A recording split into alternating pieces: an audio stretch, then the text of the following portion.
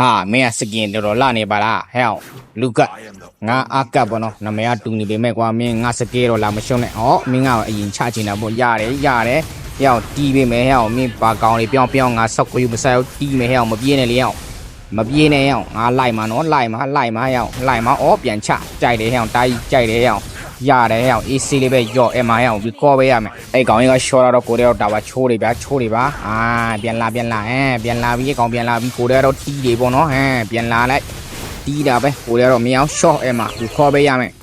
ကိုတော့ချုံထဲမှာအေးဆေးနေတဲ့တောင်သူကပြင်ရပြီးတော့လာတီးချင်တာပေါ့နော်သူထင်တာတို့နှစ်ယောက်ရှိပြီးတော့ကျွန်တော်ကလာတီးချင်တာပေါ့အန်ဂျလာပူးပြီးတော့လဲကျွန်တော်လဲဝင်တီးပြီပေါ့နော်